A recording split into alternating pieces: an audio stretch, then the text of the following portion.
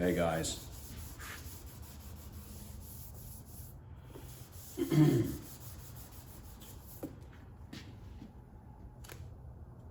We're in 400 right now. I'm just getting these sanded into 400. I want to do 600 and then we're going to shoot the car. Just a small update. I'll show you maybe a little better here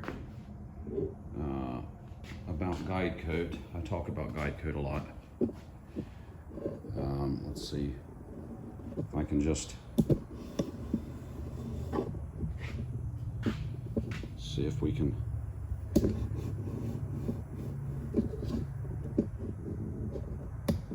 all right.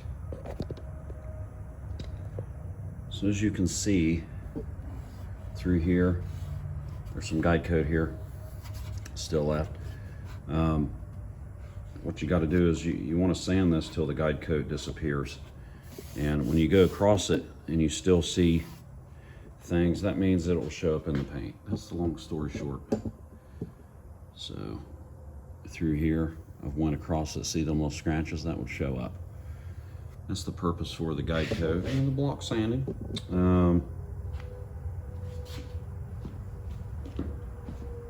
We've been doing okay on this project, and I mean, you really got to know how long it takes to block a car out. We'll be using a DA sander, but on these curves and different things, I don't want to dig into it too much, so I'm going to use a block.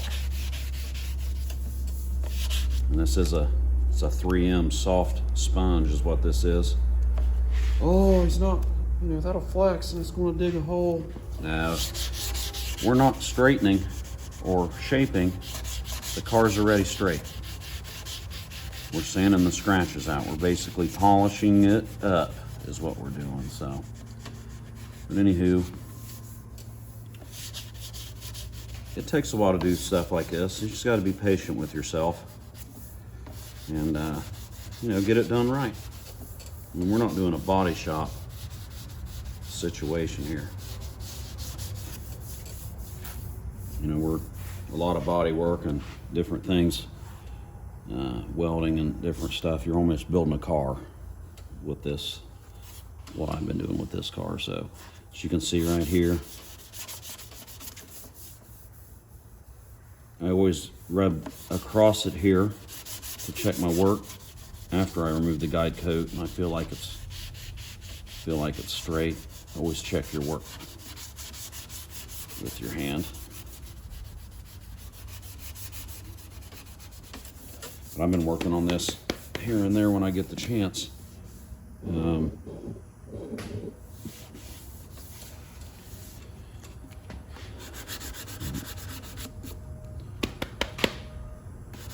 What I'm doing is I'm just taking, when sandpaper loads up, I just pat it on my pants to clear that up. You don't want to load your paper up. You'll start scratching and you won't be cutting. But, you know, a good point that I think of today about messing with this stuff.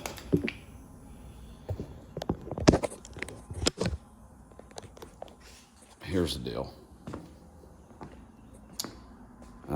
You know, this week, you know, it's April, what is it, the 10th or whatever it is today, 11th. You know, last few days I've been mowing, working on a garden, putting a raised garden together, several different raised beds and things for the old lady.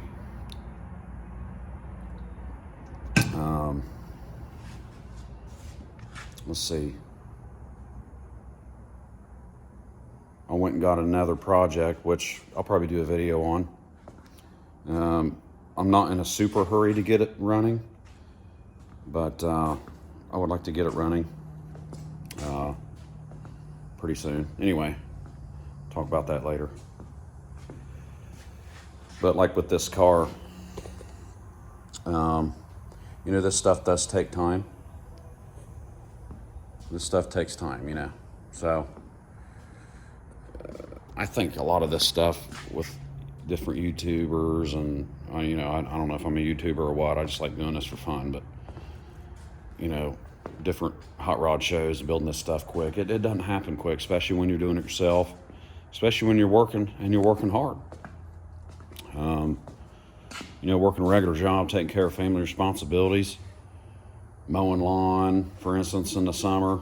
It takes a day or something, or whatever. But you got family activities and family events, and you can't miss that stuff. There's times that you can't do different things, but this is supposed to be fun, so don't let it ruin your life, and don't get in a hurry with this kind of stuff with projects. You got to set goals and get her done, but this is I'm not making money on this. Is my car. I'm not making money on this. These kind of projects take a long time. It's enjoyable therapy for me, so I guess I say all that to say what? I guess I say all that to say you can't you can't rush yourself on this stuff. Try to get it done, but take your time. Don't get discouraged. You got to work your job and make money, and don't shy away from different responsibilities like that. But things like this, you got to think to yourself, do I have an extra half hour today? A half hour, here and there translates to a lot of work getting done throughout, a project like this. So what you want to do is, be task oriented. Take notes in the garage if you're going to be away from it for a week. There's been times on this particular car I haven't touched it in a year. Solid. You lose motivation and stuff. But I think, you can stress yourself out on a car like this. So what you got to do is, a half hour here and there. I think yesterday or day before, I came in here for like 25 minutes before I had to go to bed to get up and go to work, whatever. Actually, it was Easter on Sunday. Traveled, did some family stuff, came back, had 25 minutes. I put my clothes on, came out here, and I picked up tools and cleaned some stuff up. I didn't really get anything done on the car, but at the same time, it kind of jogged my mind up, gave me a little booster shot in the arm, a little motivation, like, hey, I got a little bit of something done. I went out and looked at it and, maybe looked at the car, make sure I didn't miss any spots on it, and picked some tools out. Help yourself out when you got back on it. So progress, think about this. I almost want to write it on my wall somewhere. Progress is made a half hour at a time. If I got a half hour spare every day is all I have. If you got things wrote down where you're at so you can kind of get your mind back at it real quick, come out here and, half hour for 7 days? Or, what's 7 times, 5 times a half hour is what? I don't know, you do the math. I'm tired, but, that's a couple hours, good solid hours of work in progress on your vehicle. So it's just kind of a thought that came to my mind when I'm just out here messing around. I came out here to start, and then I left and mowed a little bit. I came back out here for like 10 minutes, and it was time to eat. So I went back in there, ate, come back out. So it is what it is. Don't stress yourself out. This is supposed to be fun. And, a lot of people you see them all the time. They're parking cars out that they're working on. Either they run out of funds or they don't have time or whatever. But a lot of times people get in a hurry about this stuff. If you ain't got the funds, just You know, if it ain't costing you any money, just throw a cover over it. You can touch it in a year later. You know, patience. The honest thing with me is, you know, when I get this car built, it'll be fun to drive around and stuff, but I'm going to miss working on it every day. It's a good time, man.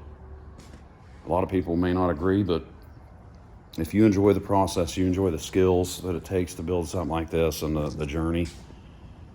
For me, I like having that stuff. That's why I got this one. I got 1, 2, 3, I think 4 other project cars other than this one laying around. I like to be busy.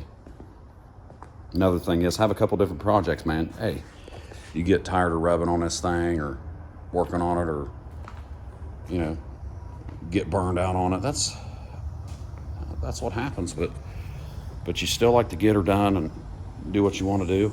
Have 2 projects. If it's a house project or flooring project for the wife, or another piece of crap vehicle like I generally do, well, throw a cover over this one and go work on the Turbo S10 for a while, which I haven't touched in a long time, so just have fun with it. I know I'm rambling, but I thought it was a nice idea, or a thought that I had to talk about.